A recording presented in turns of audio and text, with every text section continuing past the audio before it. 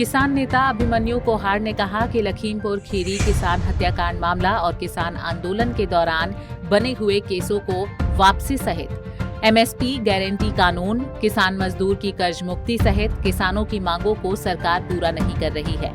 उन्होंने कहा कि लखीमपुर खीरी कांड में किसानों को केंद्रीय गृह मंत्री अजय मिश्रा के बेटे ने अपनी गाड़ी से कुचला था, लेकिन बार बार किसानों की तरफ से अजय मिश्रा टेनी के खिलाफ भी कार्रवाई की मांग की गई, लेकिन सरकार ने अभी तक इस मुद्दे पर कोई एक्शन नहीं लिया।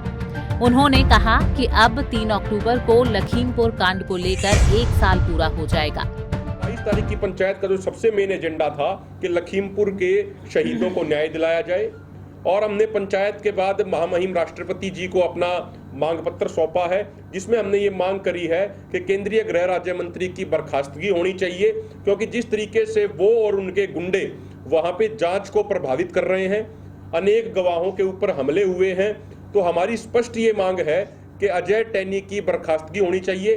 3 अक्टूबर को उस नरसंहार को हुए 1 साल हो जाएगा, तो हमारी प्राथमिकता तमाम संगठनों की ये है कि 3 अक्टूबर से पहले हम अपने तमाम किसान भाइयों को जेल से बाहर निकलवाएं और अजय टेनी को बर्खास्त करा के उनकी गिरफ्तारी कराएं। दूसरा साथियों, जो एक बहुत प्रमुख मुद्दा था वो था एमएसपी का गारंटी कानून। हमारे प्रधानमंत्री जी जब गुजरात के मुख्यमंत्री होते थे 2012 में और कंज्यूमर अफेयर कमेटी के चेयरमैन थे, तो इन्होंने एक रिपोर्ट भेजी थी उस समय तत्कालीन प्रधानमंत्री डॉक्टर मनमोहन सिंह जी को कि देश में एमएसपी की गारंटी का कानून होना चाहिए। बिना कानून के खाली एमएसपी को घोषित करने से कोई फायदा नहीं होगा। ये उस समय के मुख्यमंत्री मोदी जी के शब्द थे। आज उनको 8 साल हो गए हैं प्रधानमंत्री बने हुए, और अब जब वो एमएसपी पे गारंटी कानून देश में बना सकते हैं तो उस समय वो कमेटी आयोग करके टाइम को निकालने की कोशिश कर रहे हैं।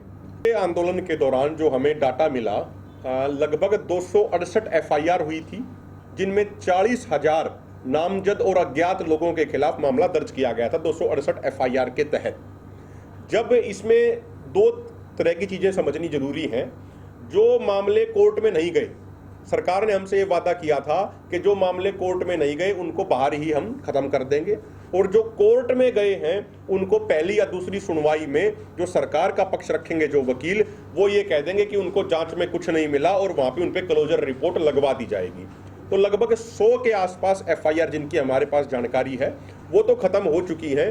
बाकी पे सरकार ये कह रही है कि भाई इनको हम बहुत जल्दी खत्म करा देंगे। महत्वपूर्ण बात यहाँ पे ये है, लेकिन सरकार ने बीच में गुस्ताखी करते हुए कुछ केसेस में नोटिस भेजने शुरू कर दिए थे।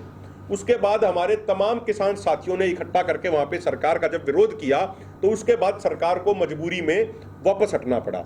तो हम तो ये डिमांड कर रहे हैं क्लियर कट कि सरकार जल्द से जल्द जो बाकी बचे हुए केसेस हैं उनको खत्म करे। यदि सरकार उनको खत्म नहीं करती है और नोटिस के माध्यम से किसानों के ऊपर दबाव बनाने का प्रयास करती है, तो फिर हमें कोई सख्त फैसला लेने के लिए मजबूर होना पड़ेगा। ये केसेस हरियाणा के बता रहे हैं या जो दूसरे हैं सेंटर से भी जुड़े हुए हैं, क्योंकि रेल भी रोकी थी? देखिए, जो आरपीएफ के केसेस हैं, रेलवे के जो केसेस हैं, वो अभी पूरे भारत में किसी भी राज्य में इन्होंने नहीं हटाए हैं, वो सेंटर के अंडर आते हैं।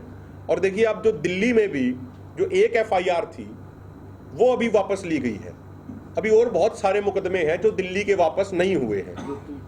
तो दिल्ली के, चंडीगढ़ के भी बहुत सारे केसेस हैं, तो तमाम केसेस हैं वो सरकार को वापस लेने चाहिए।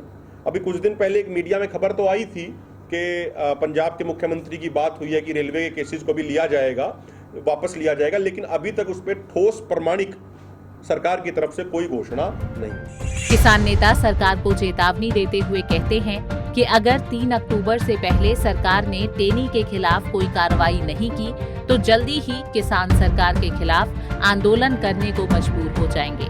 देखने वाली बात होगी कि सरकार टेनी के खिलाफ क्या कार्रवाई करती है। सिरसा से सतनाम सिंह की रिपोर्ट, पंजाब केसरी टीवी। हमसे जुड़े रहने के लिए हमारे YouTube चैनल को सब्सक्राइब करें और नई वीडियो की नोटिफिकेशन के लिए बेल आइकॉन को दबाएं। अगर आप ये वीडियो Facebook पर देख रहे हैं तो लाइक जरूर करें और ज्यादा से ज्यादा शेयर करें। धन्यवाद।